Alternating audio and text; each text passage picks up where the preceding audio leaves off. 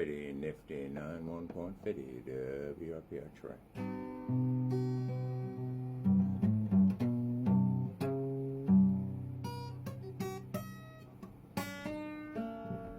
Just thought I'd run through that there. It'll make sense later on. Kangaroos hate rainy days because the kids have to play inside.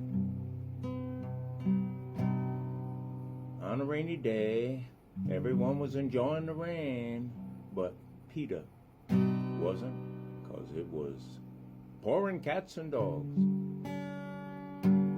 Every day for the past 2 years, I've been putting something aside for a rainy day. But what am I going to do with 500 umbrellas and 200 pairs of galoshes? Or if I was in England, you'd say Wellingtons. 'Twas the break of day, sunrise casting out the darkness in my life, and there I stood wearing nothing but my birthday suit. And Apollo high up in the sky was radiating upon me, and then my ego passed away. It was a case of false greatness thrust upon me. Now I, who could barely sing a lick, nor strum an axe, or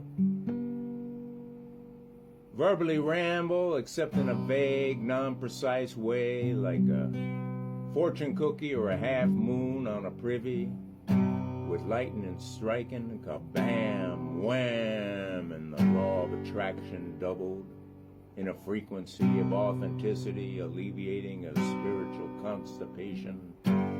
And I thought about all those scatological metaphors and attempting to shovel the manure from the trough in the barn of my mind, and how my mental sphincter had been restricted by all the lies that I had been taught and all the falsehoods. And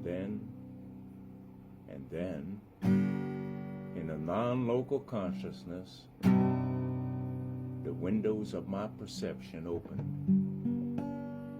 Yeah, 'twas the daybreak of a rising sun. There I stood, nothing but my skin, and Apollo was shining on my journey yet to begin, the begun. And the ego died,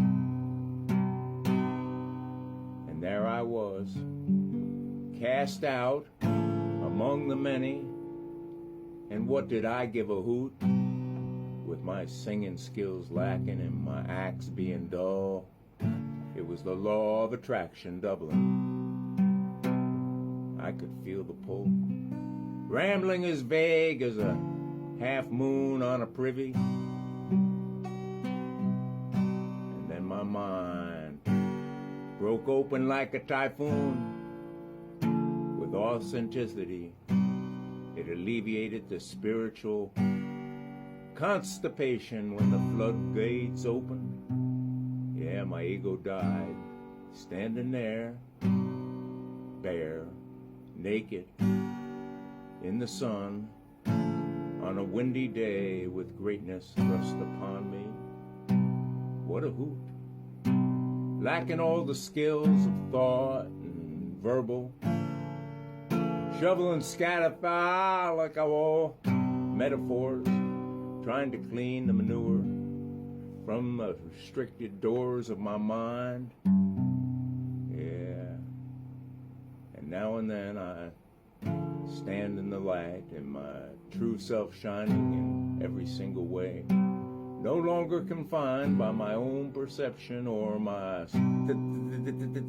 stuttering or lack of ability to spell, and I'm free, like Narcissus, looking in the deepness of the pond as it reflects upon all of us being one.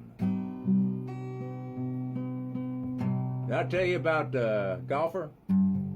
He kept missing all his shots, and every time he missed, he said, "Gosh darn it!"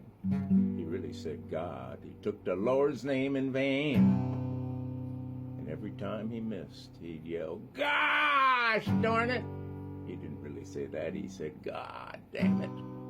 He missed again, and the golfer shouts in anger, "And you mustn't swear like that," a priest said that was standing nearby, "or God will enact his wrath upon you." As the priest explained to the man, I had trouble saying the word priest without saying police. But the man didn't listen. His next shot, even further off, he yelled, "Gosh darn it!" Missed again, and the man yelled in his anger, "Gosh damn it!" And the priest explained again how the man must not use the Lord's name in vain. And then he said, "I missed again. Jesus Christ." And this was the sin of all sins upon the highness of the Lord. And a massive storm cloud appeared. Lightning bolts struck down and zapped the priest plumb to death. And he was turned to a pile of dust. And the man heard a loud voice from the sky, "Jesus Christ, you missed again." That's all I got to say. I don't mean no harm. They're just words, and sticks and stones can break your bones, but words will never hurt you, although you might feel the pain.